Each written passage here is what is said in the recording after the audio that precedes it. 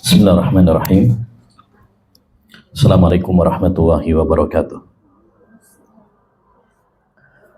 Alhamdulillahirabbil alamin. Wa bihi nasta'in ala umurid dunya waddin.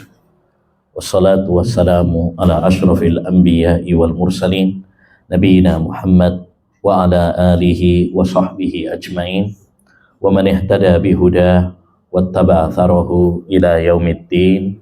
Amma ba'du. Rabbi shrah li sadri wa yassir li amri wahlul 'uqdatam min lisani yafqahu qawli.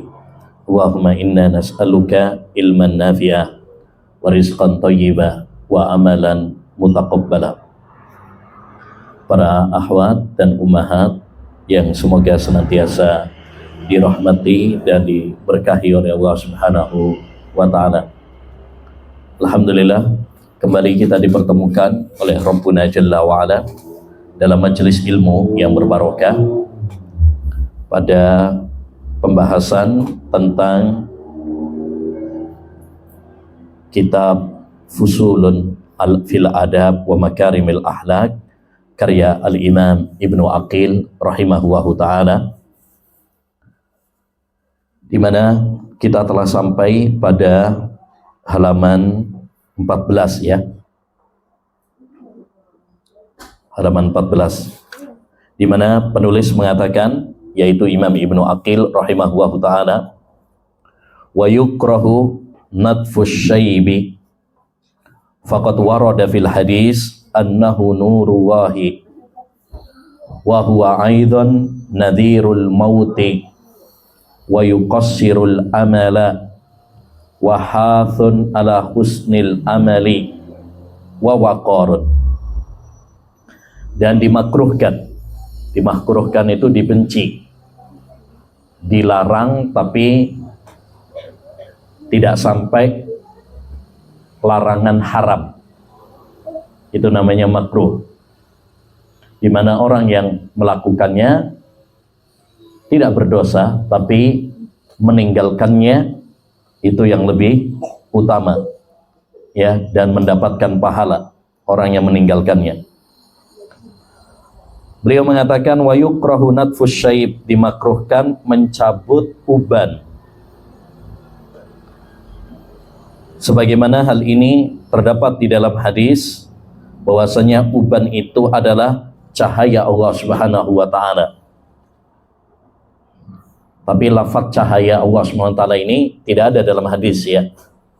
Yang ada adalah cahaya seorang muslim, atau cahaya bagi seorang mukmin, atau cahaya begitu saja. Ya, yang ada adalah demikian. Seperti di dalam hadis, la tantifus syaib fa innahu nurul muslim. Janganlah kalian mencabut uban, karena uban itu adalah cahaya seorang muslim, yakni nanti di hari akhirat, pada hari akhirat nanti itu akan menyebabkan apa? Cahaya bagi seorang muslim. Seperti halnya anggota wudu nanti akan membuat cahaya bagi seorang mukmin. Ma min muslimin yashibu syaibatan fil Islam illa kutiba lahu biha hasanah wa rufi'a biha darajah au khutta anhu khatiyah. Tidaklah seorang muslim yang memiliki uban di dalam Islam kecuali akan ditulis baginya satu kebaikan dan diangkat baginya satu derajat dan dihapus darinya satu dosa. Nah, ini hadisnya. Jadi lafadznya yang terdapat di dalam hadis itu adalah nurul muslim, cahaya bagi seorang muslim, atau lafadz yang lain nurul mukmin, cahaya bagi orang-orang yang beriman. Adapun seperti yang disebutkan oleh penulis, maka mungkin ini salah tulis atau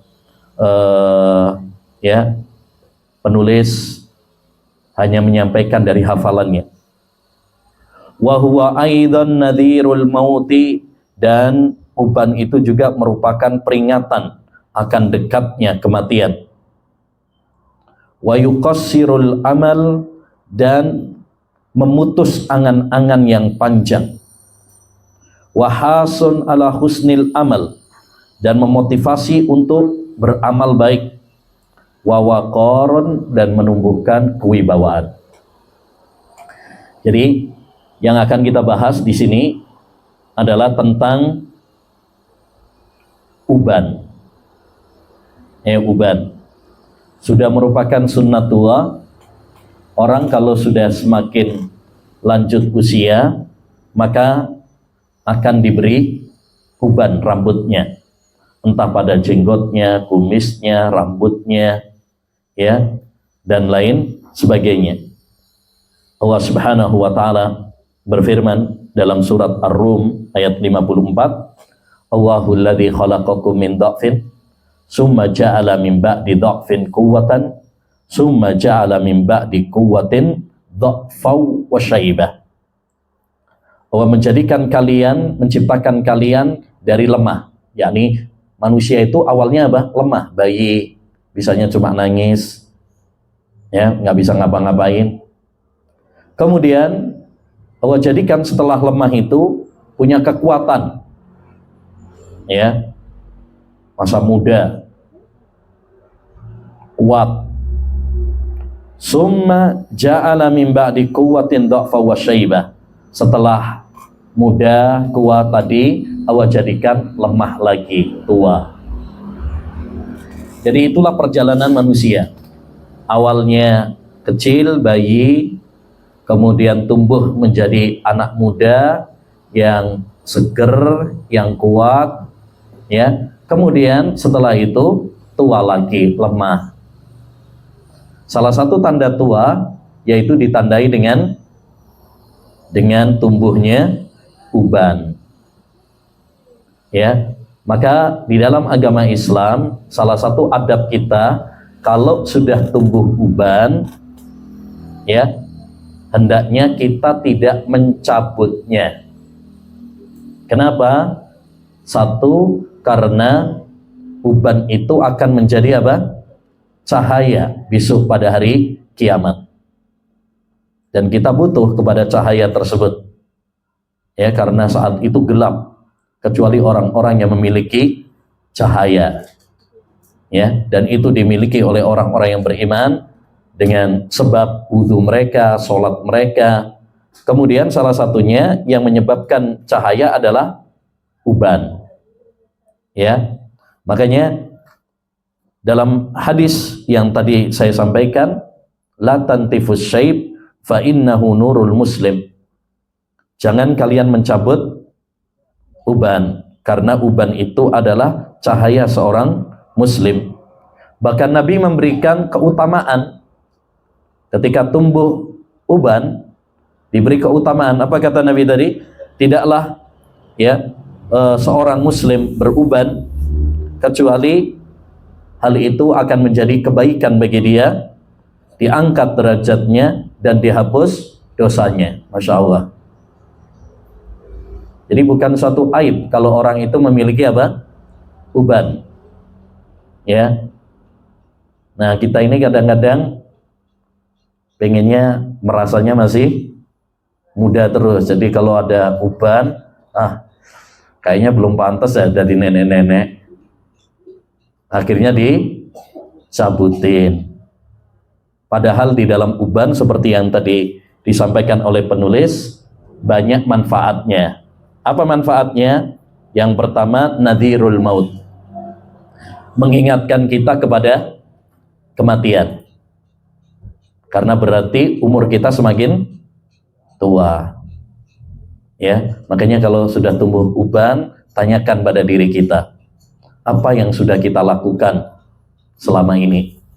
Amal ibadah apa yang sudah kita perbuat? Ya, sekaligus kita evaluasi berapa banyak dosa yang kita perbuat. Orang sekarang enggak, semakin tua malah semakin gembira, semakin dirayakan. Makanya ada perayaan ulang tahun. Padahal semakin tua berarti semakin sedikit, ya, usianya, sisa jatahnya. Makanya sebagian ulama ussalaf dahulu mengatakan, ajibtu liqaumin yahzan idza qalla maluhu walam yahzan idza qalla umruhu. Aku heran dengan seorang, ya, dia sedih kalau duitnya habis, tinggal dikit. Tapi dia tidak sedih ketika umurnya tinggal sedikit. Sebagian ulama yang lain mengatakan, orang itu kalau beruban, maka perumpamaannya seperti ibu-ibu yang hamil 9 bulan. Artinya apa? Bentar lagi sudah waktunya lahiran. Begitu juga seorang, kalau dia sudah beruban, waktunya untuk apa? Persiapan bekal akhirat. Waktunya untuk mempersiapkan bekal akhirat. Ya, dahulu dikatakan oleh Ibrahim An-Nakhai, seorang tabi'in, kanu yatlubuna dunya. Adalah dahulu para ulama awalnya mencari dunia. Fa idza balagul arba'in talabul akhirah. Tapi kalau sudah usia 40 tahun, maka mereka fokus untuk mencari akhirat. Mereka fokus mencari akhirat. Ya, kalau sudah umur berapa? 40 tahun ke atas. Ini kita sudah umur berapa ini? Hah? Kita generasi apa ini? Milenial, Gen Z, apa Alpha, apa generasi, ya? Mudah-mudahan bukan generasi K, ya, kadaluarsa. Ya, baik. Yang penting pokoknya adanya uban harus menjadikan kita untuk ingat apa? Akhirat, untuk ingat mati. Karena Nabi menganjurkan kepada kita untuk selalu ingat mati. Aksiru dzikra hadimil ladza. Perbanyaklah oleh kalian mengingat penghancur kelezatan. Yang kedua, wa yuqassirul amal. Memendekkan angan-angan yang panjang. Ya. Memendekkan, memutus angan-angan yang panjang. Maksudnya apa angan-angan yang panjang itu? Biasanya orang, wah, nyantai aja. Ya, saya umurnya masih apa? Lama. Ya, masih lama. Ya ini, akhirnya membuat dia malas dalam beribadah kepada Allah SWT. Hati-hati. Sahabat Ali bin Abi Thalib pernah mengatakan, akhafu alaikumusnatain, aku khawatirkan kepada kalian dua hal. Tulul amal wattiba'ul hawa. Panjang angan-angan dan mengikuti hawa nafsu. Kenapa? Karena panjang angan-angan melalaikan kalian dari akhirat. Dan mengikuti hawa nafsu menjadikan kalian menolak kebenaran. Jadi hati-hati dari panjang angan-angan. Nanti aja tobatnya, entar aja, mumpung sekarang masih muda, foya-foya. Terus kapan lagi? Ya, kita seringkali terbuai dengan angan-angan. Nanti. Ya, masa depan masih panjang. Padahal masa depan kita adalah kematian. Masa depan kita yang pasti itu adalah apa? Kematian. Kullu nafsin dha'iqatul maut. Setiap orang pasti akan mati. Itu masa depan kita. Banyak orang berangan-angan nanti dia akan berumur panjang, nyantai dulu, foya-foya. Sampai ada istilah apa itu? Kecil di manja, muda foya-foya, tua kaya raya, mati surga, masuk surga. Enak banget ya. Ini orang-orang yang tulul amal, panjang angan-angan. Ya, seorang nggak ada yang tahu kapan kita akan mati dan di mana kita akan mati, nggak ada yang tahu. Maka hendaknya bagi kita untuk semangat mempersiapkan bekal akhirat kita. jangan panjang angan-angan. Hasan Al-Basri pernah mengatakan, ma atala abdun al-amala illa asa al-amal. Tidaklah seorang hamba panjang angan-angan kecuali dia jelek amalnya. Dia nggak semangat beribadah, dia akan terus terbuai dengan terjerat dalam dosa karena dia panjang angan-angan. Berbeda orang apabila dia selalu ingat akhirat, maka dia akan semangat untuk beribadah, semangat beramal soleh. Ya, dahulu seorang ulama tatkala sudah 40 tahun sudah mulai beruban, maka dia mengatakan, danar rahilu fa'id dazadan. Telah dekat kematian, maka persiapkanlah bekalmu. Kemudian wahasun ala husnil amal, dan menganjurkan untuk panjang untuk beramal baik.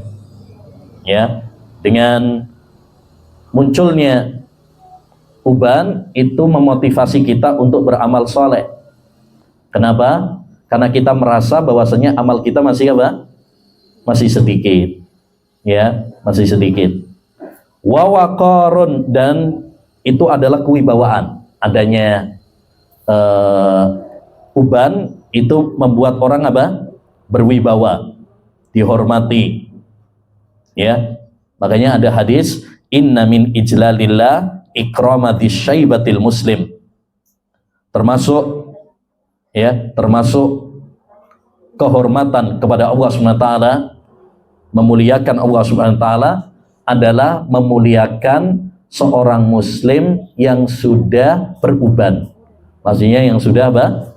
Yang sudah tua. Ya, dia dimuliakan. Ya. Orang akan mendengarkan arahannya karena dia sudah dianggap apa? Berpengalaman, banyak makan garam katanya, sampai kasinan. Nah, berikutnya wa yukrahu halqul qafa illa liman aradal hijama kadzalika ruya fis sunan. Dimakruhkan menggundul tengkuk kepala kecuali bagi orang yang hendak berbekam. Demikianlah yang diriwayatkan dalam kitab Sunan. Taib. Yang dimaksud di sini larangan mencukur rambut sebagian. Nah, itu nggak boleh. Karena itu namanya apa? Qaza. Qaza itu artinya mencukur sebagian, membiarkan sebagian yang lain. Itu namanya qaza, dan itu dilarang. Dalam hadis Ibnu Umar, beliau mengatakan, anna Rasulullah SAW naha anil qaza. Rasulullah SAW melarang dari qaza. Terus ditanyakan kepada rawi, yaitu Nafi', muridnya Ibnu Umar, apa yang dimaksud dengan qaza? Yuhlaku ba'du ra'sis sabi wa yutraku ba'dun. Yaitu sebagian rambut kepalanya dicukur, tapi sebagian yang lain dibiarkan. Nah, ini nggak boleh. Ini nggak boleh. Kecuali kalau memang ada keperluan, seperti kalau untuk bekam atau untuk pengobatan, atau kalau di kepalanya misalkan ada yang bocor, misalkan ada yang mau dijahit, ya, atau ada penyakit misalkan, ya, akhirnya digundul sebagian karena ada keperluan, maka ini tidak mengapa. Tapi kalau dia digundul sebagian, ya, padahal tidak ada kebutuhan, maka ini nggak boleh. Maka ini nggak boleh. Terkadang bagian depannya yang digundul, bagian belakangnya apa? Dibiarkan. Atau model rambut yang lain, ya, bagian belakangnya yang digundul, tapi bagian depannya yang dibiarkan. Atau compang-camping, ya, compang-camping, ini semuanya tidak boleh. Ya, kenapa? Satu, karena dilarang oleh Nabi Shallallahu Alaihi Wasallam. Dan kita yakin apa yang dilarang oleh Nabi pasti itu, ya, yang terbaik. Yang kedua, Karena itu adalah tasyabuh dengan orang-orang kafir. Nah, biasanya orang-orang yang punya model rambut seperti itu rata-rata karena ikut tren gaya model rambutnya siapa? Orang-orang kafir, pemain bola, artis, ya. Kayak dulu, zaman dulu biasanya ada nirunya apa? Ronaldo, ya. Kenapa? Karena bagian belakangnya di botak, dicukur habis, tapi bagian depannya dibiarkan, ya. Nah, itu nggak boleh, itu tidak diperkenankan. Baik.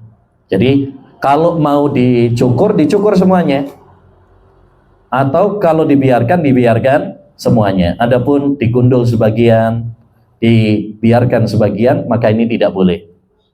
Ya. Yang ketiga juga karena ini tidak adil kepada kepala. Islam itu Masya Allah ya, mengajarkan kepada kita untuk adil dari ujung rambut sampai ujung kaki. Dari ujung rambut makanya tidak boleh qaza, yaitu mencukur sebagian, membiarkan sebagian. Dari ujung kaki makanya nggak boleh kalau pakai sandal atau sepatu cuman satu, nggak boleh. Kalau pakai dua-duanya. Kalau dilepas dua-duanya. Nggak boleh cuma pakai baju pakai sandal cuman bagian kanannya saja misalkan, atau cuma kiri saja misalkan, nggak boleh. Dipakai dua-duanya. Atau kalau enggak, dilepas dua-duanya. Adapun cuma pakai sepatu satu atau sandal satu, maka ini tidak diperkenankan karena tidak adil. Jadi kenapa dilarang qaza itu? Karena tiga. Satu, karena apa tadi?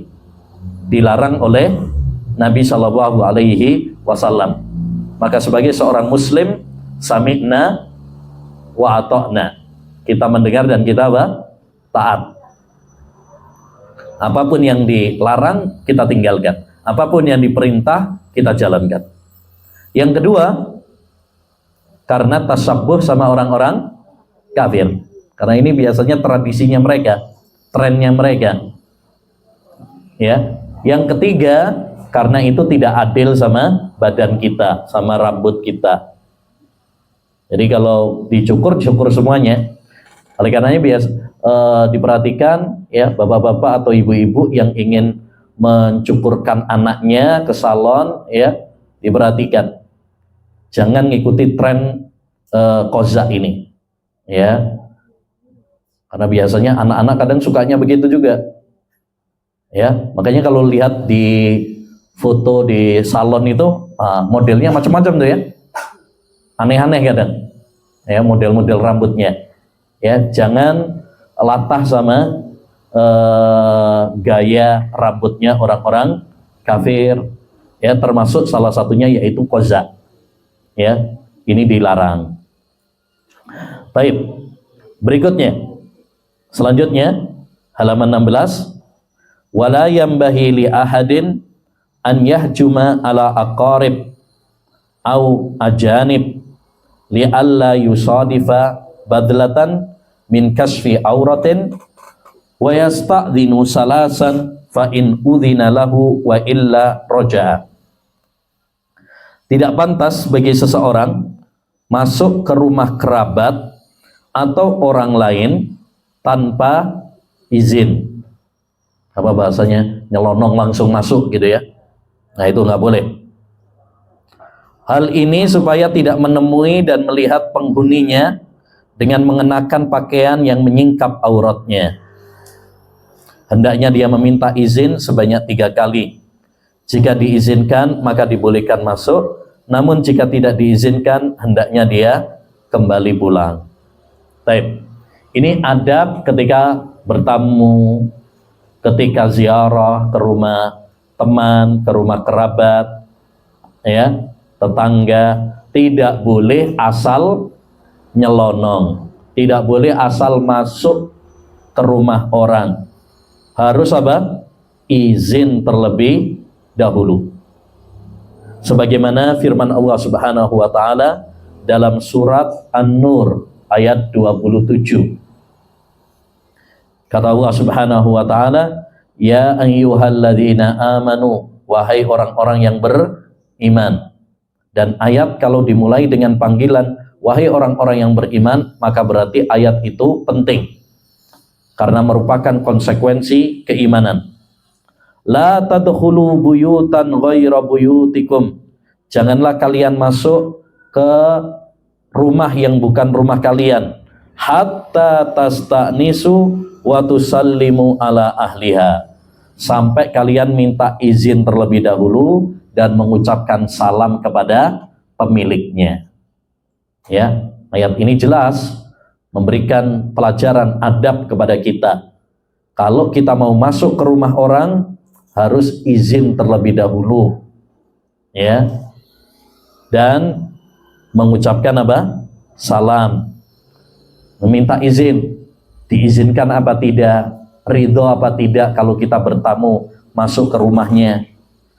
Makanya lafadznya tasta'nisu.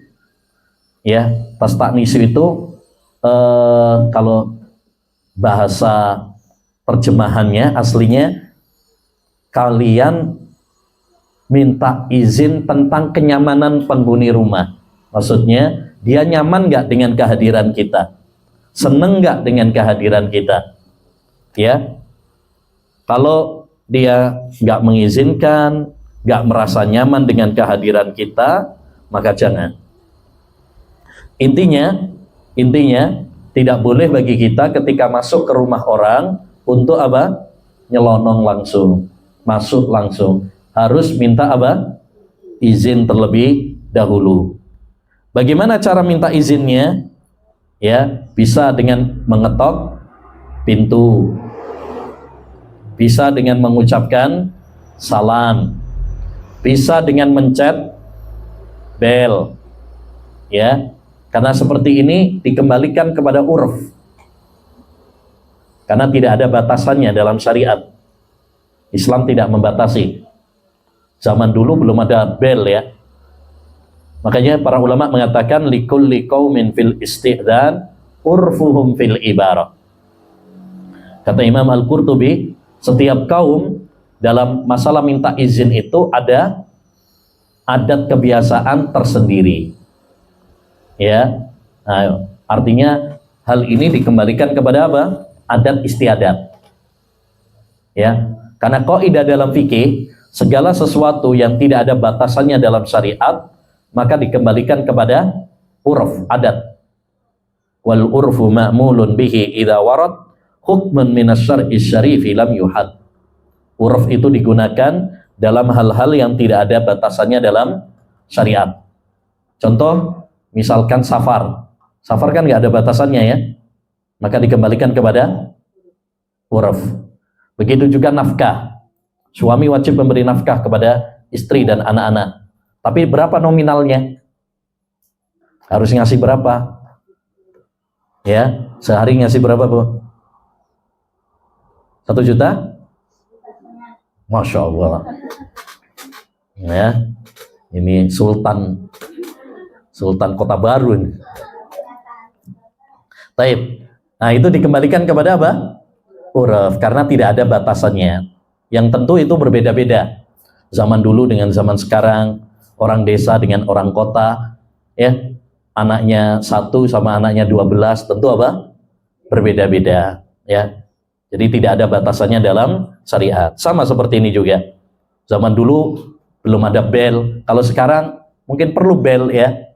Karena kalau zaman dulu kan rumah itu kecil-kecil ya, sempit. Kalau sekarang, Masya Allah, rumahnya besar, luas. Kalau cuma sekedar ngetok pintu, kadang tidak kedengaran. Nah, seperti ini dikembalikan kepada urf. Taib.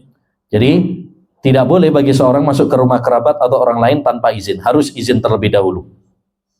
Apa tujuannya? Li'alla yusadifa badlah min kasfi aurah. Supaya tidak melihat ya pemandangan yang menyingkap aurat. Makanya kata Nabi SAW, innama ju'ilal isti'dzanu li ajlil basar. minta izin itu dijadikan, disyariatkan karena masalah pandangan. Masalah pandangan. Jangan sampai karena kita nggak izin asal nyelonong begitu aja, akhirnya melihat aurat pemilik rumah. Ya, dia belum siap, belum pakai jilbab, ya.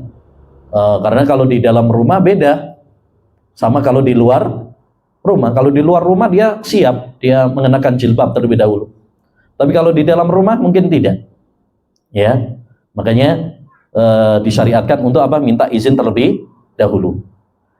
Dan karena inilah kenapa orang kalau dia misalkan salam atau ngetok pintu bertamu, ya, setelah itu jangan di depan pintunya pas, tapi hendaknya dia di sebelah kanan atau di sebelah kirinya. Supaya apa? Supaya ketika tuan rumahnya buka pintu, dia tidak langsung melihat isi rumah. Karena mungkin kalau dia melihat isi rumah, ada hal-hal yang tidak pantas dilihat. Mungkin istrinya belum pakai jilbab, atau anak perempuannya belum pakai jilbab, ya, atau mungkin rumahnya berantakan, atau hal-hal yang lain. Dia tidak ingin diketahui oleh orang lain. Termasuk dalam hal ini yang perlu diingatkan mungkin ya, karena sekarang sering kali belanjanya online, ya, seringkali hal ini berkaitan dengan apa? Kurir. Ya, ibu-ibu sekarang Masya Allah jarang ke pasar, jarang ke toko, tapi tiap hari apa? Paket. Ya. Tiap hari datang paket ya. Nah, biasanya kurir, ya, karena mungkin mereka orang-orang awam. Nah ini, oleh karenanya hendaknya bagi kita untuk memperhatikan masalah ini, ya, jangan sembrono, jangan meremehkan, ya. Mungkin lebih bagus kalau misalkan disediakan tempat. Kalau memang ada yang laki-laki, tentu yang laki-laki yang suruh keluar, atau kalau enggak suruh naruh di tempat yang sudah tersedia, ya, itu lebih bagus. Takutnya kalau perempuan yang apalagi misalkan nggak ada orang, itu bisa menjadi apa? Pintu fitnah, pintu setan, ya. Hendaknya bagi kita untuk berhati-hati, ya, bertakwa kepada Allah Subhanahu wa ta'ala. Kemudian kata beliau tadi, wa yasta'dhinu salasan, hendaknya dia minta izin sebanyak 3 kali. Fa in udzina lahu wa illa roja.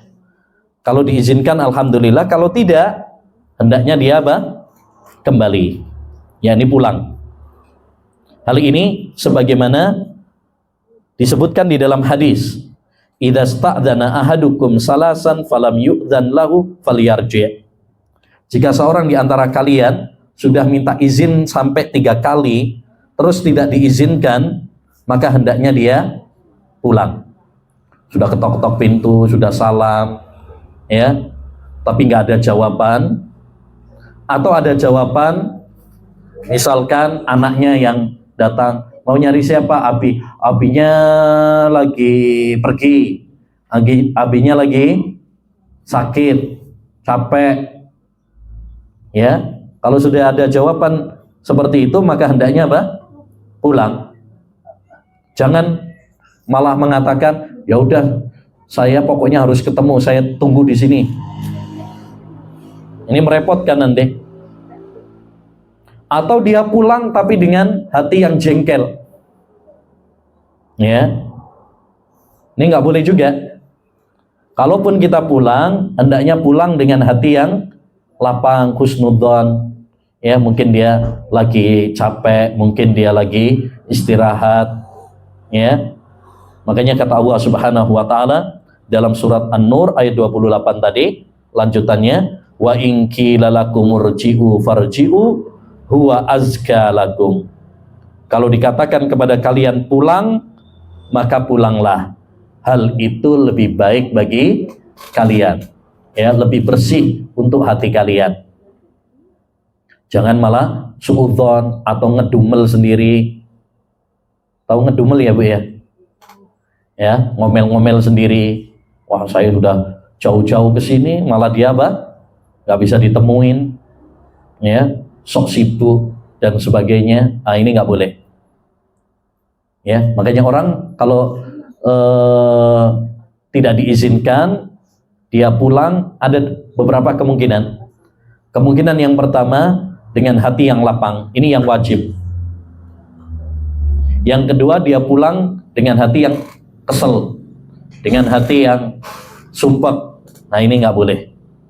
Ya, hendaknya bagi kita pulang dengan hati yang bersih, husnudzan. Dan alhamdulillah pada zaman kita sekarang lebih mudah. Karena kita bisa apa? Janjian terlebih dahulu sebenarnya. WA, ya, bisa nggak nanti besok siang saya bertamu ke rumah. Kalau sudah ada janjian sebelumnya biasanya lebih apa? Lebih mudah. Ya, lebih mudah. Type. Intinya hendaknya bagi kita untuk meminta izin terlebih dahulu, ya, sampai berapa? 3 kali. Kalau sampai 3 kali tidak ada jawaban, ya, maka hendaknya bagi kita untuk apa? Pulang. Sebagian para ulama mengatakan boleh lebih dari 3 kali kalau kita yakin bahwasanya si pemilik rumah nggak dengar. Mungkin saking apa? Luasnya besar sekali, ya, mungkin dia nggak dengar, maka boleh lebih dari 3 kali. Tapi kalau misalkan kita yakin dia itu dengar, tapi memang nggak mengizinkan, maka cukup sampai berapa? 3 kali saja. Ya, nah ini pendapat yang lebih kuat karena ketika Nabi tadi mengatakan jika seorang di antara kalian minta izin 3 kali, itu rumah-rumah Nabi dan para sahabat ya, yang saat itu memang rumahnya sangat sederhana, kecil ya. Makanya Masya Allah saya ingatkan banyak-banyak bersyukur kepada Allah Subhanahu wa Ta'ala, karena kita ini telah banyak mendapatkan nikmat, termasuk nikmat punya rumah yang luas. Ini nikmat dari Allah Subhanahu wa Ta'ala. Bayangkan rumahnya Nabi saja disebutkan dalam Al-Adabul Mufrad, kata Hasan Al-Basri, dulu saya pernah berkunjung ke rumah istri-istri Nabi, ya, saya bisa pegang atap rumahnya. Atap rumah bisa dipegang. Maksudnya apa? Rumahnya itu apa? Kecil, pendek. Saking kecilnya, sempitnya, dulu Nabi SAW kalau sholat tahajud di kamarnya, ketika sujud mengena kepada Aisyah, kakinya Aisyah. Saking sempitnya, ya, saking sempitnya. Oleh karenanya hendaknya bagi kita untuk banyak-banyak bersyukur kepada Allah Subhanahu wa Ta'ala. Dengan bersyukur, insya Allah Allah akan tambahkan nikmatnya kepada kita. Qayyidu an-ni'ama bisyukri, ikatlah nikmat-nikmat kalian dengan bersyukur. Dan salah satu tanda syukur kita dengan memiliki rumah ini, yaitu kita gunakan rumah kita untuk ibadah. Kita gunakan untuk ibadah, ya, sehingga nanti ketika Allah Subhanahu wa Ta'ala tanya dipakai apa rumah kita, kita bisa jawab, ya, rumah saya pakai untuk sholat, saya pakai untuk baca Quran, saya pakai untuk taklim, saya pakai untuk menghormati tamu, ya, dan lain sebagainya. Jangan sampai rumah kita kayak kuburan, nggak pernah dipakai untuk ibadah. La taj'alu buyutakum maqabir. Kata Nabi, jangan jadikan rumah kalian seperti kuburan.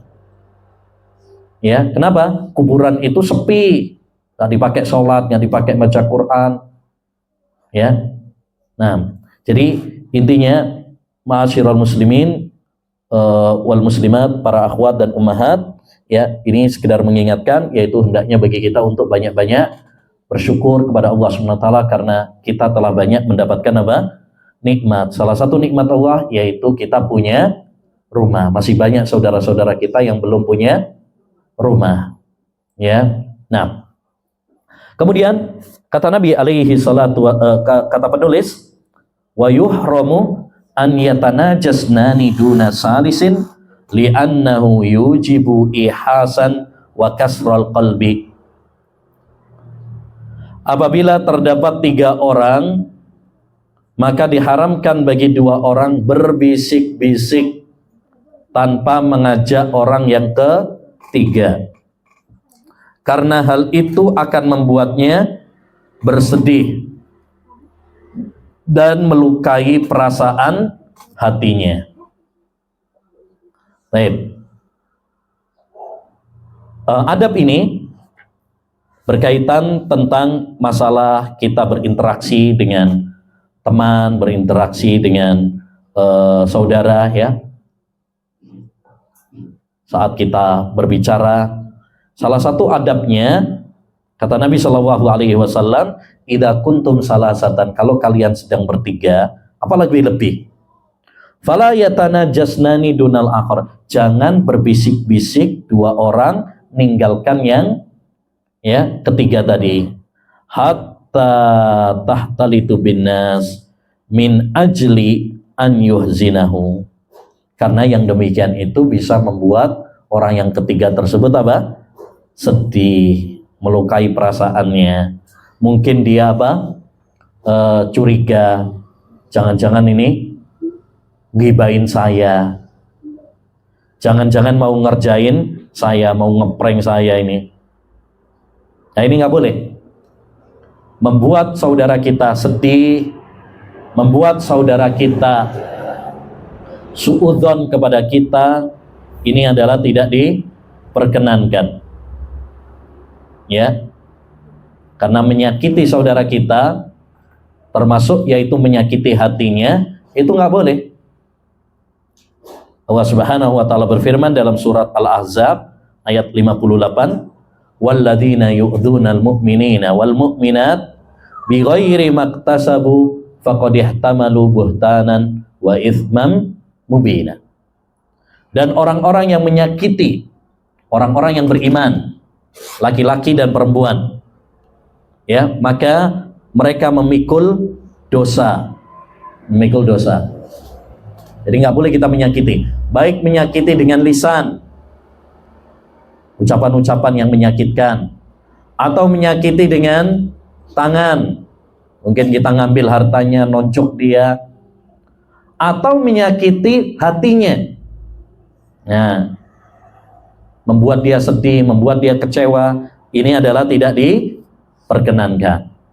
Jadi semua yang membuat saudara kita sedih, kecewa, sakit hati harus ditutup rapat. Nah, ini masalah yang sangat penting, ya. Menjaga hati, menjaga perasaan. Ya.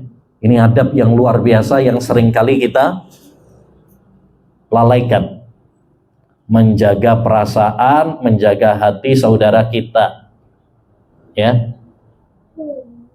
Segala hal, baik itu ucapan atau perbuatan yang membuat saudara kita sakit hati, kecewa, sedih, maka itu tidak boleh.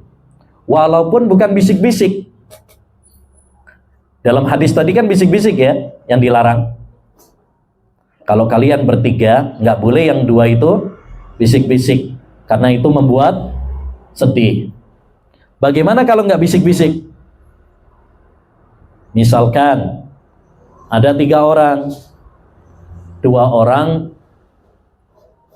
pakai bahasa Sunda, ngomong ketawa-ketawa, ya.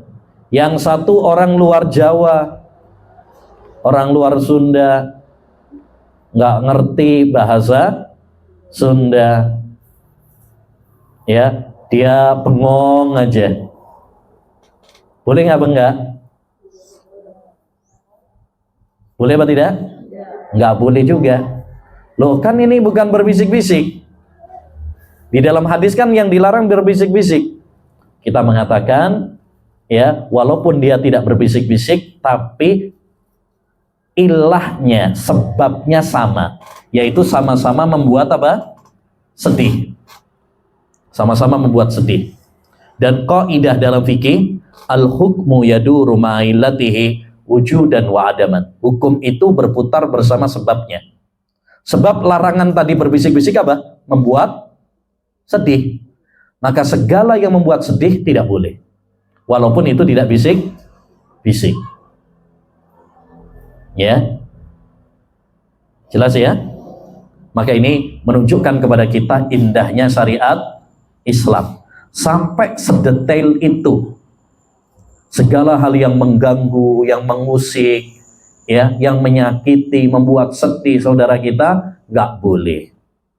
Ya, kalau kita faham tentang ini, maka segala hal yang bisa mengganggu, maka harus dihilangkan. Banyak kaidah dalam fikih juga, ad-dhararu yuzal. Segala hal yang memadorotkan, membahayakan, mengganggu orang lain, maka nggak boleh. Ya, termasuk misalkan kita, nih, nyetel, murotal, tapi dengan suara yang keras, malam hari, sampai mengganggu tetangga. Boleh apa tidak? Nggak boleh. Walaupun itu ayat-ayat Al-Quran yang dibaca. Apalagi kalau nyanyian. Apalagi kalau pakai sound. Yang lagi rame ya di Jawa Timur ya. Nah, itu ya, sampai katanya sampai bikin apa? Memecahkan apa? Kaca, ya. Saking kerasnya soundnya, ya tentu ini memadaratkan, mengganggu, maka tidak diperbolehkan. Makanya fatwa MUI Jawa Timur mengharamkan hal itu. Taib. Berikutnya, wa yustahabbu iftitahul aqli bibismillah wa khatmuhu bilhamdilillah wa an ya'kula biyaminihi mimma yalihi idza kana at-ta'amu naw'an wahidan wa la ya'kulu min dirwatit ta'ami lakin min jawanibihi wa kadzalikal kail fa innahu ad'anil barakah kadzalika ruya fis sunnah. Sekarang kita masuk kepada adab yang lain. Ini penting adab ini karena setiap hari kita lakukan, yaitu adab makan. Ya, adab makan. Tiap hari kan pasti makan ya. Makanya adab ini adab yang sangat penting untuk kita perhatikan. Kata beliau, disunnahkan memulai makan dengan membaca bismillah dan menutupnya dengan ucapan alhamdulillah. Ya. Jadi kalau kita mau makan, jangan lupa menyebut nama Allah Subhanahu wa taala. Bismillah.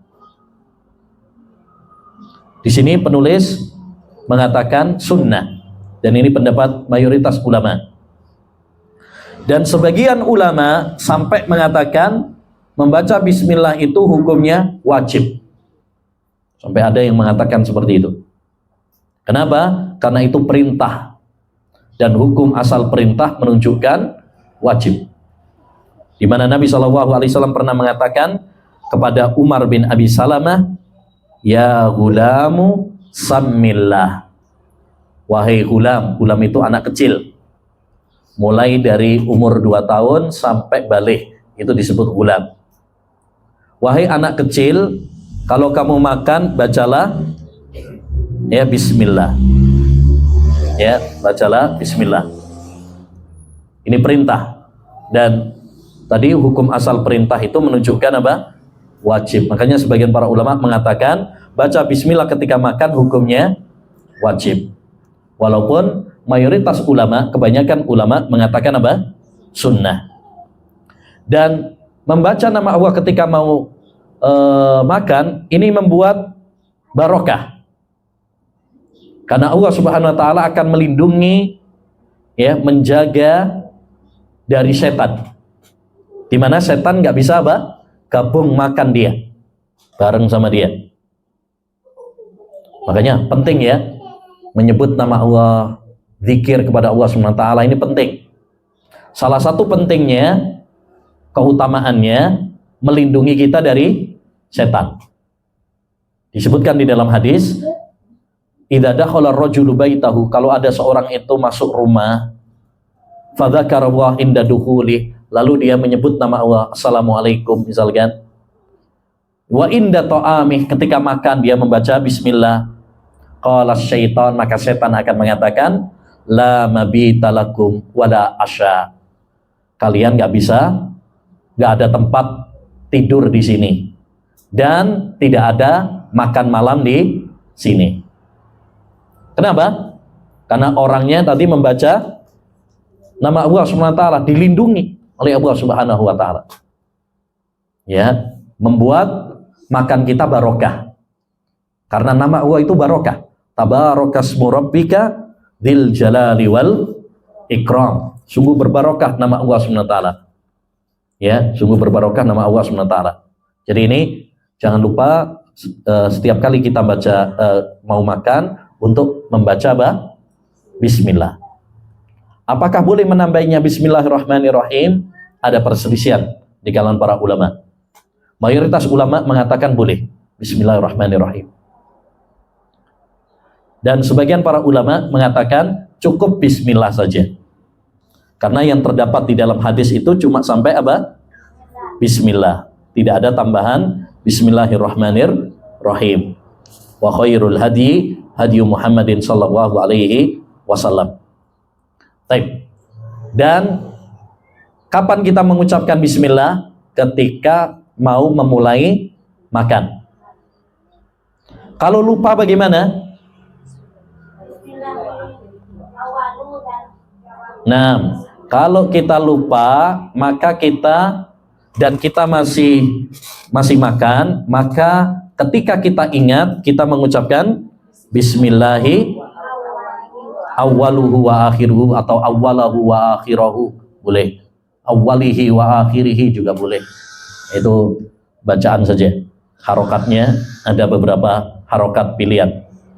Bismillahi awwaluhu wa akhiruhu. Ya, boleh. Jadi bacanya itu. Tapi kalau sudah habis baru ingat, oh tadi belum baca bismillah. Baca bismillah awwaluhu wa akhiruhu apa tidak? Gimana? Ibu-ibu? Ingatnya baru sudah selesai, udah habis 3 piring baru ingat. Oh iya ya, belum baca bismillah. Baca bismillah awwaluhu akhiruhu apa tidak? Kalau sudah selesai? Ya? Masya Allah. Mama Dedeh nih, Masya Allah. Ya? Baik. Yang benar apa? Tidak. Baca bismillah awwaluhu akhiruhu itu kalau makannya belum selesai. Kalau sudah selesai bacanya alhamdulillah. Ya, sudah selesai kok. Ya, kalau sudah selesai ada bacaannya sendiri, alhamdulillah sudah selesai. Jadi baca bismillah awwaluhu wa akhiruhu itu kalau kita ingatnya di pertengahan. Makannya belum selesai. Baik. Ada yang bilang baca bismillah itu setiap kunyahan, setiap ngunyah, setiap makan. Jadi dalam satu kali makan itu kan berapa ngunyah itu? Banyak kan? Nah, ada yang mengatakan setiap ngambil suapan berarti baca bismillah. Benar apa tidak? Tidak. Jadi bacanya cukup sekali saja di awal. Bukan setiap ngambil suapan baru kemudian baca bismillah. Ngambil lagi, bismillah lagi. Tidak. Ini disebutkan oleh Al-Ghazali dalam kitab Ihya Ulumuddin, tapi ini pendapat yang lemah. Ya, pendapat yang lemah. Taib, kalau makannya rombongan satu keluarga, ya, apakah semuanya harus mengatakan bismillah atau cukup diwakili salah satunya? Nih, rombongan nih, atau misalkan ini ibu-ibu, misalkan rombongan satu majelis taklim misalkan. Apakah bismillah itu semuanya masing-masing ataukah cukup diwakili? Masing-masing. Ya. Ya, ada perselisihan di kalangan para ulama. Sebagian para ulama menyebutkan ya kalau rombongan berarti apa? Cukup sekali kayak salam. Kayak salam. Salam itu kan kalau rombongan cukup apa? Sebagian. Tapi pendapat yang lebih kuat adalah harus masing-masing. Buktinya tadi, hadis tadi, Nabi ketika makan bareng sama Umar bin Abi Salamah, anak tirinya. Umar bin Abi Salamah, anaknya Ummu Salamah, anak bawaannya.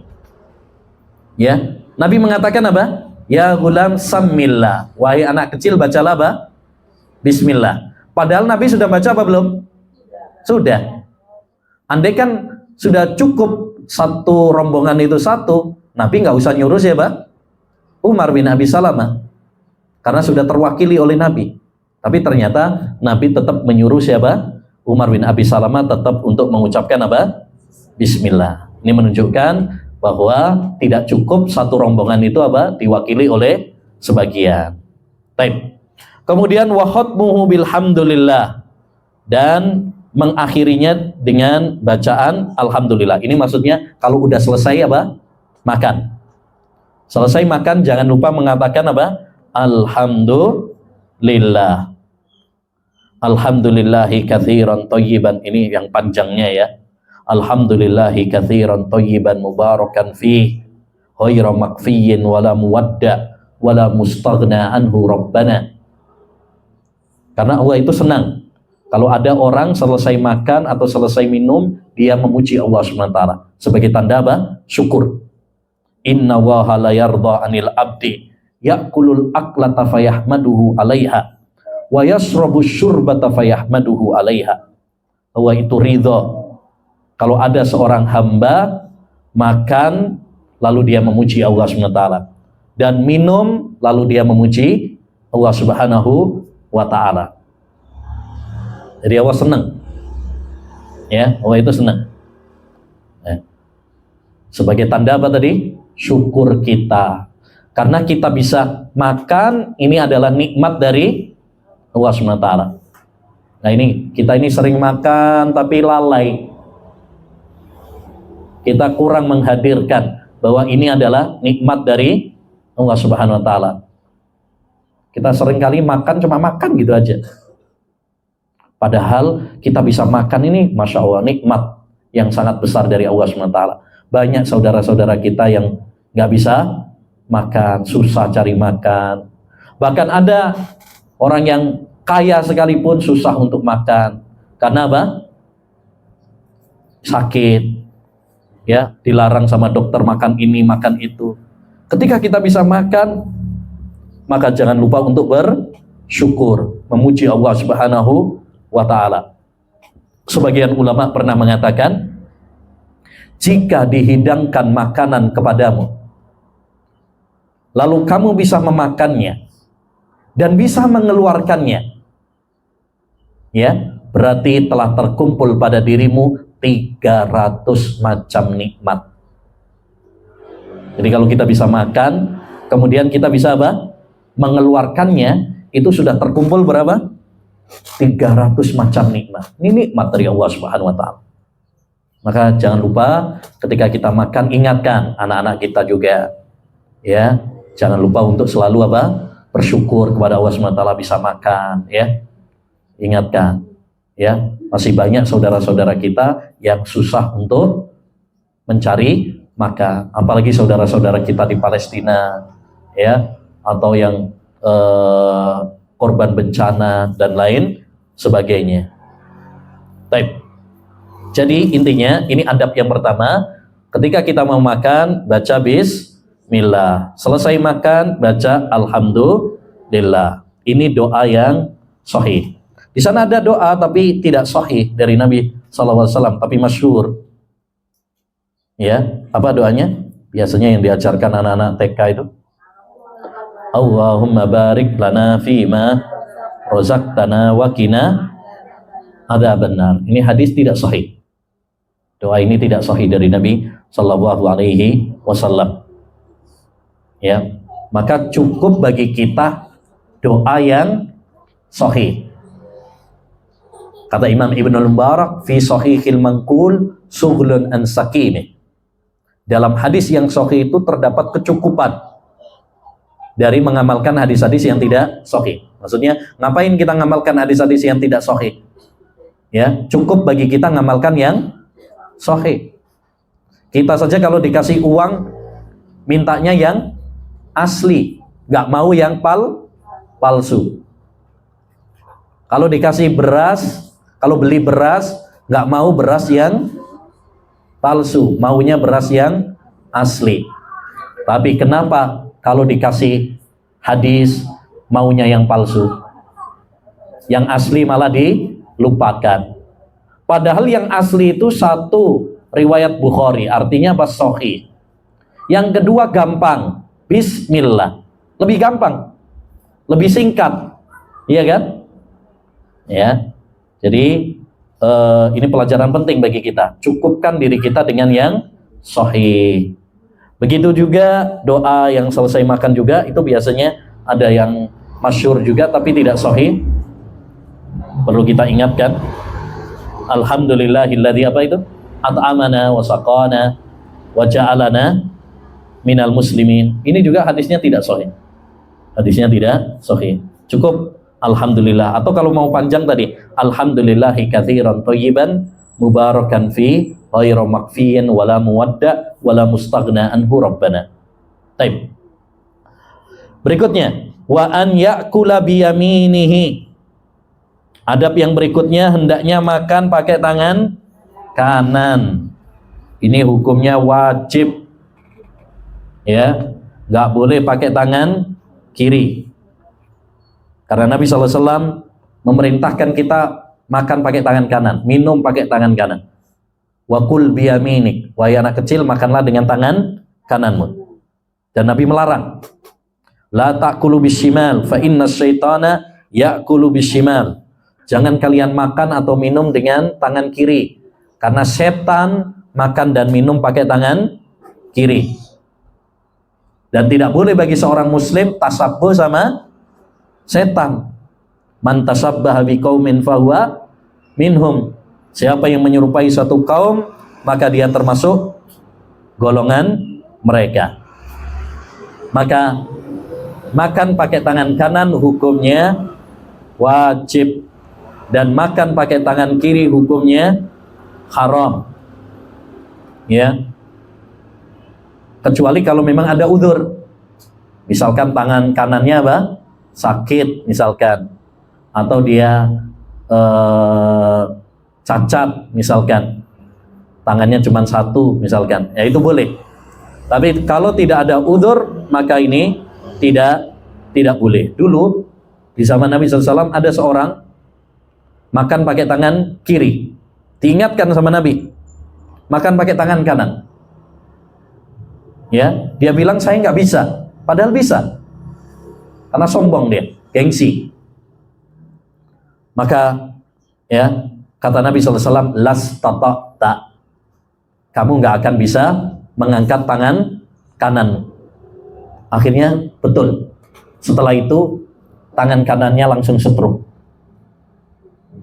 Tangan kanannya langsung apa? Setruk, nggak bisa dipakai untuk makan. Ini ancaman bagi orang-orang yang menyelisihi perintah Nabi Muhammad SAW, sombong menerima kebenaran. Jadi ajarkan kepada anak-anak kita juga, kepada diri kita, kepada keluarga kita, ya, makan, minum pakai tangan kanan. Karena sekarang ini banyak yang trennya pakai tangan kiri, hanya ikut-ikutan yang di televisi, tontonan, ya. Bagaimana kalau makan atau minum pakai dua tangan? Boleh apa tidak? Nah, Makan semangka misalkan, biasanya pakai 2 tangan. Boleh apa enggak?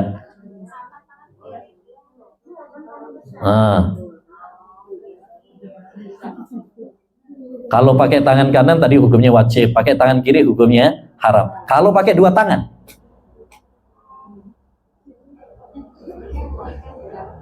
ya kan? Kadang kan kayak makan semangka pakai dua tangan gitu ya. Atau minum terus gelasnya gede, biasanya pakai 2 tangan. Boleh apa tidak seperti itu? Boleh. Tapi lebih baik dihindari kalau bisa. Ya. Kenapa boleh? Karena tidak ada larangannya. Karena yang dilarang itu pakai tangan kiri. Dia nggak minum pakai tangan kiri saja. Ya. Tapi lebih baik dihindari kalau bisa. Kenapa? Karena di situ ada syubhat, ada kerancuan, ya, ada kerancuan. Jadi kalau bisa pakai tangan kanan saja. Tapi kalau memang ada hajat kebutuhan, maka itu boleh, tidak ada larangannya juga. Baik, berikutnya kata beliau, mimma yalihi idza kana ta'amu naw'an wahidan. Ya, hendaknya makan yang terdekat. Ya, yang terdekat terlebih dahulu. Jangan langsung yang jauh. Sebagaimana dalam hadis juga, waqul mimma yali. Makanlah yang terdekat. Ya, yang terdekat. Jangan langsung ke yang jauh. Kenapa? Satu, itu tidak bagus secara etika. Yang kedua, melampaui batasannya. Yang ketiga, itu menunjukkan dia rakus sama makanan. Yang keempat, membuat orang lain jijik melihatnya. Apalagi kalau makannya bareng-bareng ya. Makannya bareng-bareng. Ya, dia yang terdekat aja belum dimakan, dia malah lompat ke daerah orang lain. Nah, ini kan menunjukkan tamaknya dia dan menunjukkan membuat orang lain jijik melihatnya. Baik. Itu kalau makanannya nau'an wahidan, hanya satu jenis. Tapi kalau beberapa jenis, maka tidak mengapa untuk mengambil yang jauh. Misalkan kalau di kayak masakan Padang itu kan dikasih macam-macam gitu ya.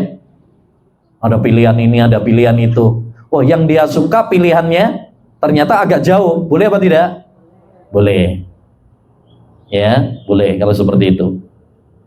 Atau misalkan buah-buahan gitu ya kan. Nah, itu macam-macam buah-buahannya.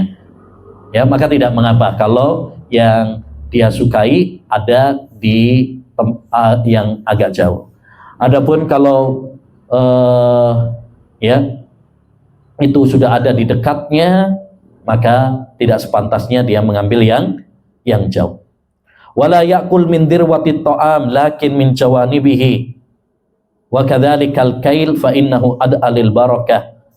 Demikian juga ketika makan, jangan langsung dari tengah, tapi hendaknya dari pinggir.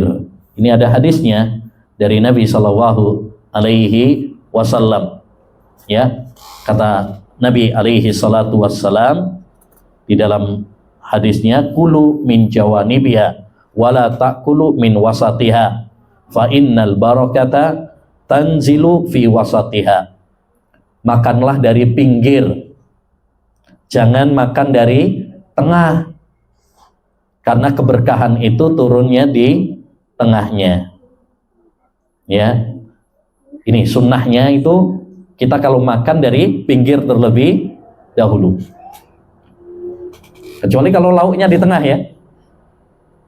Kalau pinggir nasinya doang. Boleh apa tidak? Boleh. Nanti kalau nggak boleh, makan nasinya doang dong, nggak pakai lauk.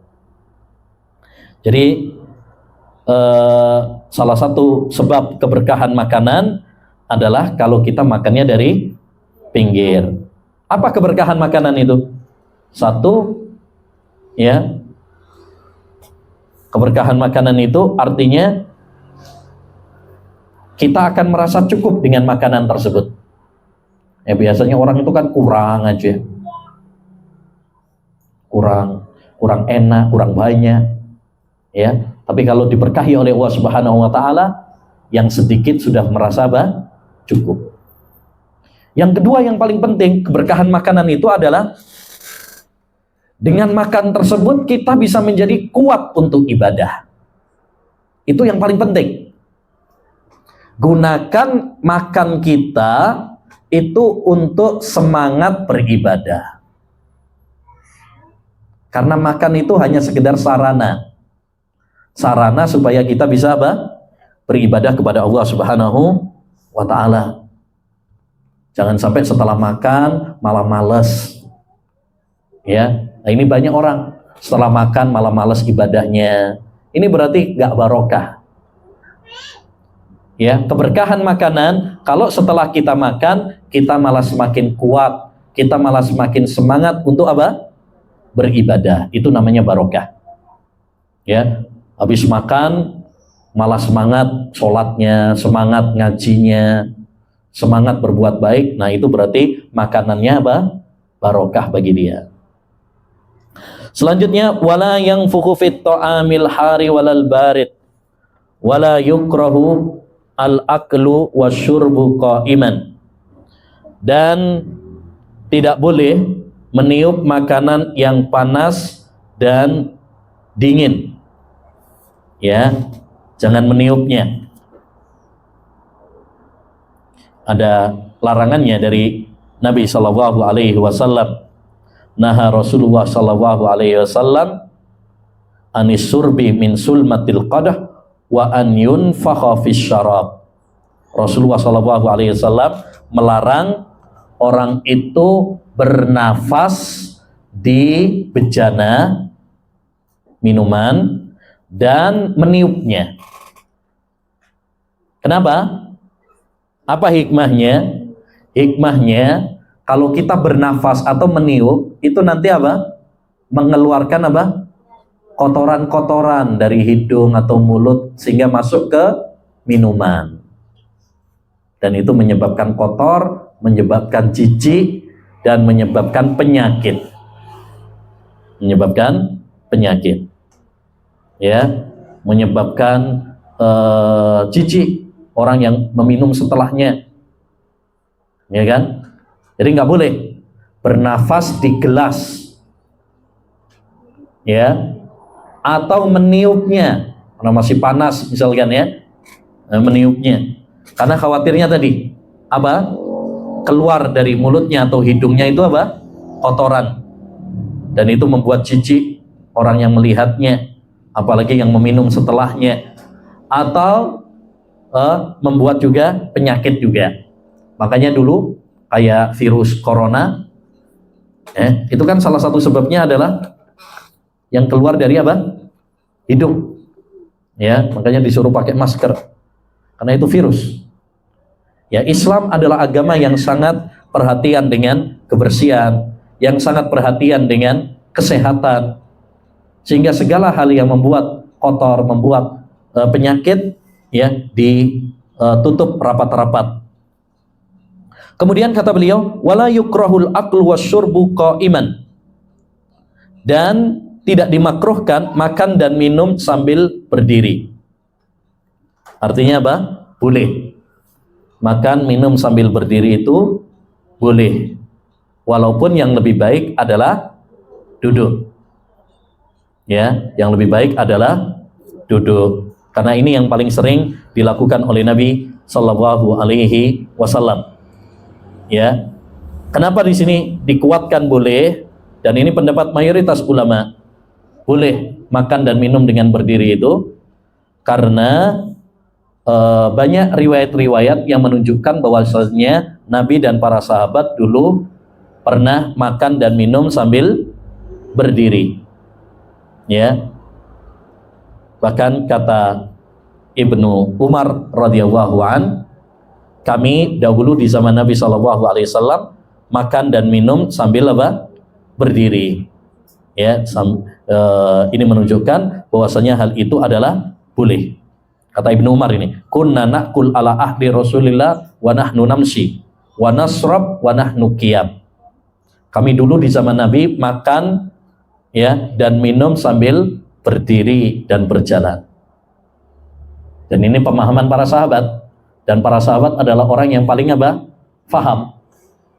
Menunjukkan bahwa makan dan minum sambil berdiri itu apa? Boleh. Hanya saja yang lebih baik adalah dengan duduk. Karena ini yang paling sering dilakukan oleh Nabi Muhammad sallallahu alaihi wasallam. Dan ini juga yang sesuai dengan ilmu kedokteran. Ya. Yang sesuai dengan ilmu kedokteran juga, minum sambil atau makan dan minum sambil duduk itu lebih apa? Lebih bagus. Ya, supaya dicerna oleh pencernaan terlebih dahulu. Jadi nggak langsung. Kemudian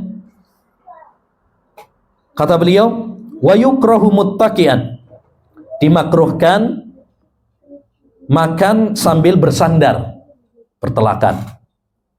Nah itu dimakruhkan. Nabi mengatakan, inilah akulu muttaqian, saya tidak makan sambil bersandar. Ya, kenapa? Satu, karena kalau makannya sambil bersandar itu menyerupai cara makannya orang-orang yang sombong, kayak para raja. Yang kedua, kalau dia makannya dengan bersandar, itu malah nggak bagus secara kesehatan, karena nggak lurus ya, nggak lurus, sehingga secara pencernaan ya itu tidak bagus, ya tidak bagus. Yang ketiga,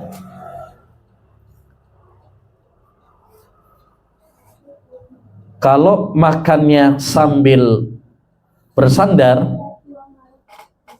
itu malah bikin nagih, sehingga makan terus, akhirnya perutnya buncit karena banyak makan. Makanya kata Ibrahim An-Nakha'i, kanu yakrahuna an ya'kulu tuq'atan makhafata an ta'dhuma butunuhum. Dahulu para ulama memakruhkan makan sambil bersandar karena khawatir perut mereka membesar. Perut mereka apa? Membesar, buncit. Ya, jadi dimakruhkan untuk makan sambil apa? Bersandar. Hendaknya makan secara tabiat saja, ya, duduk dengan baik. Kemudian wa idza arada daf'a ina isyarab awil luqmah dafa ila man an yaminihi awalan kadzalika kana yaf'alu Nabi sallallahu alaihi wasallam. Ya. Kalau dia ingin memberikan tempat minum atau suapan, maka hendaknya memberikan orang yang ada pada sisi kanannya terlebih dahulu. Demikianlah yang dilakukan oleh Nabi. Betul. Jadi kalau misalkan kita mau memberi ya piring atau memberi makanan, maka yang paling utama berikan kepada sebelah kanan, karena Nabi itu suka mendahulukan yang kanan terlebih dahulu. Ya, karena Nabi sallam yujibuhu at-tayammunu fi tanaulihi wa tarajjulihi wa tahurihi wa fi sya'nihi kulli. Nabi itu senang mendahulukan yang kanan dalam nyisir, bersandal, berwudu, dan dalam segala urusannya. Makanya dulu ketika Nabi Shallallahu Alaihi Wasallam dikasih susu, terus samping kanannya itu orang Arab Badui, samping kiri Abu Bakar. Nabi nggak memberikannya kepada Abu Bakar, tapi memberikannya kepada orang Arab Badui. Padahal secara kemuliaan lebih mulia Abu Bakar, tapi diberikannya kepada orang Arab Badui. Kenapa? Karena dia yang di sebelah kanan. Al-aiman fal-aiman, kata Nabi. dahulukan yang sebelah kanan. Ya, dahulukan yang sebelah kanan. Taib. Sudah ya? Sudah dulu ya? Insyaallah ta'ala nanti kita lanjutkan lagi pada pertemuan berikutnya. Ya. Insya Allah. Ya. Assalamualaikum warahmatullahi wabarakatuh. Waalaikumsalam.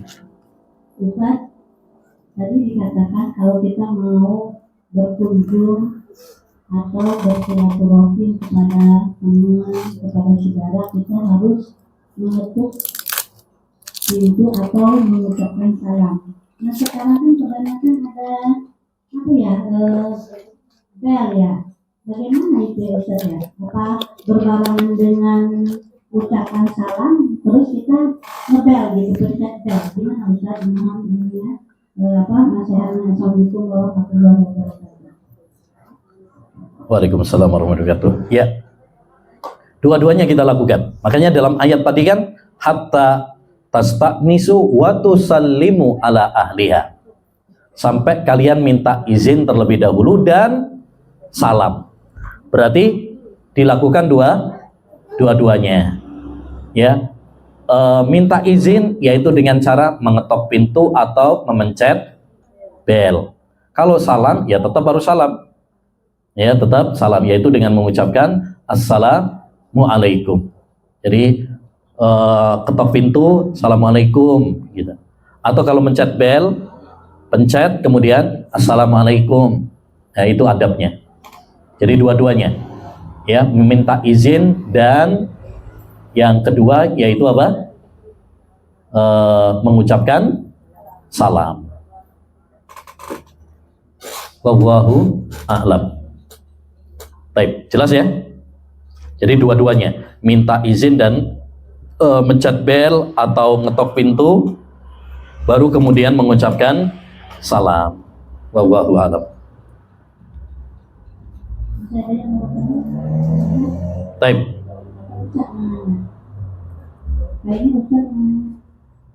Sudah nggak ada pertanyaan, jelas ya?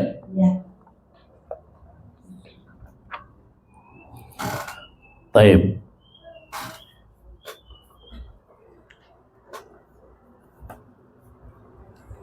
Baik. Sekarang pertanyaan dari saya.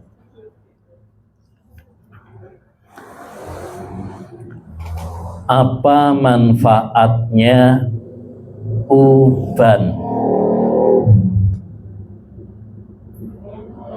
Ya. Apa saja manfaat-manfaat tumbuhnya uban pada rambut kita? Saya bisa jawab. Biasanya intan ya. Oh, kalau bisa yang belum pernah bisa yang belum pernah jawab. Biar bergantian.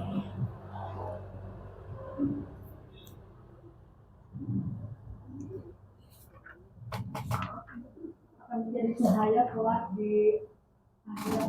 Ya, cahaya kelak di akhirat. Betul. Yang dua.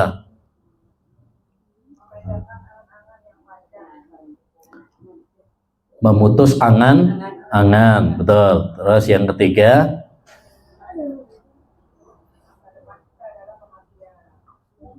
mengingatkan kepada kematian. Ya, karena dengan adanya uban berarti tandanya dia sudah tua, harus bersiap-siap. Betul. Terus apa lagi?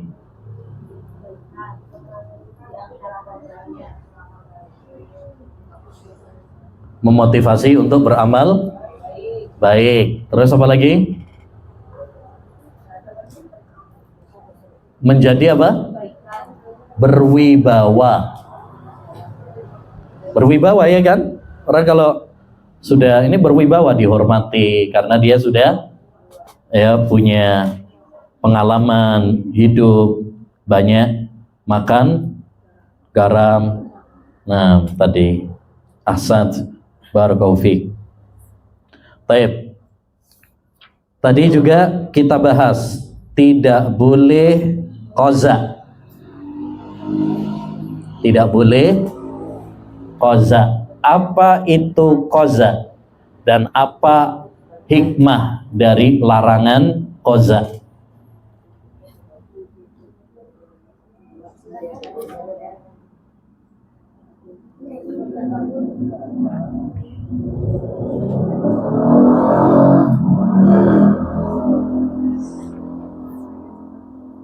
Ya, apa?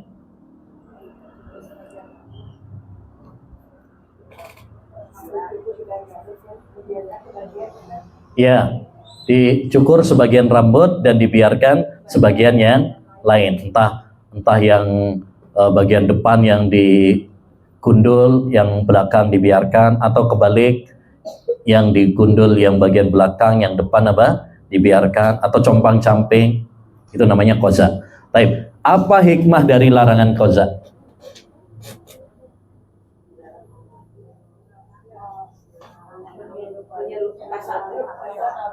Betul, tasabuh sama orang-orang kafir.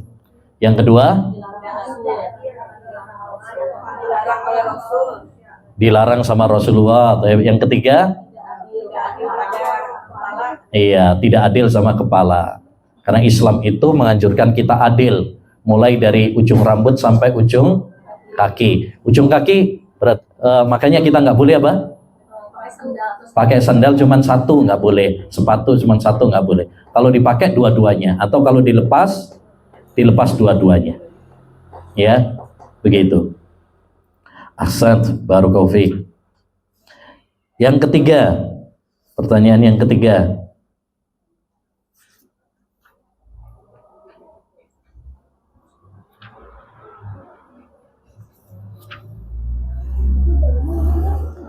Tadi kita bahas tentang adab-adab makan. Adab-adab makan. Siapa yang bisa nyebutkan adab-adab makan?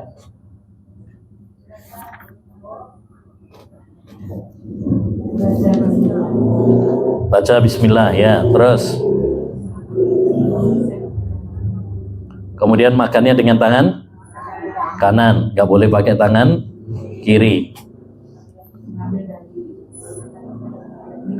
Nah, ngambilnya dari yang terdekat dengan kita. Kemudian, ya, makannya dari pinggir, bukan langsung tengah. Kemudian apa lagi? Tidak meniupnya. Ya, taib. Terus? Nah, tidak bersandar. Betul. Sudah? Baik. Kemudian selesai makan, baca alhamdulillah. Dan juga yang paling penting, jangan lupa bersyukur kepada Allah SWT, hadirkan ketika kita makan. Kemudian gunakan kita untuk makan tersebut supaya kita kuat untuk beribadah kepada Allah Subhanahu wa taala. Itu yang paling penting ya. Karena makan itu cuma sekedar sarana saja.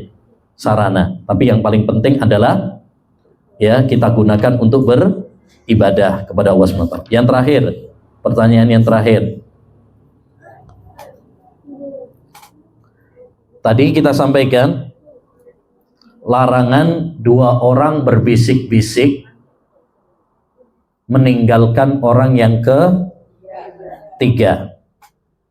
Ya, meninggalkan orang yang ketiga. Bagaimana kalau dia tidak berbisik-bisik, tapi pakai bahasa yang tidak difahami oleh orang yang ketiga? Apakah diperbolehkan? Nah, pertanyaannya belum sampai situ ya. Apa kaidahnya? Apa kaidahnya? Kenapa tetap dilarang? Kaidahnya apa? Hah? Ya, ahsan, barakallahu fiik. Karena hukum itu berputar bersama sebabnya. Kalau sebabnya menyedihkan, sama-sama menyedihkan, maka tidak boleh. Tapi kalau berbisik-bisik tapi tidak menyedihkan, boleh apa tidak? Boleh. Contohnya kalau dia minta izin dulu. Kalau dia minta izin dulu. Contoh misalkan ini lagi bertiga nih. Terus yang dua mengatakan kepada yang ketiga, Afan ya, ana lagi ada urusan, saya pengen ngomong berdua sama si akhi ini atau ukhti ini. Ya, boleh apa tidak seperti itu? Boleh, karena minta izin terlebih dahulu. Ya, jadi hukum itu berputar bersama sebabnya. Ya, berputar bersama sebabnya. Kalau memang membuat sedih, maka nggak boleh. Kalau memang tidak membuat sedih, maka boleh. Ya, demikian. Alhamdulillah. Demikian para akhwat dan ummahat yang bisa kita bahas pada kesempatan kali ini tentang adab-adab dalam Islam. Insyaallah taala kita akan sambung pada pertemuan berikutnya tentang adab-adab yang lainnya.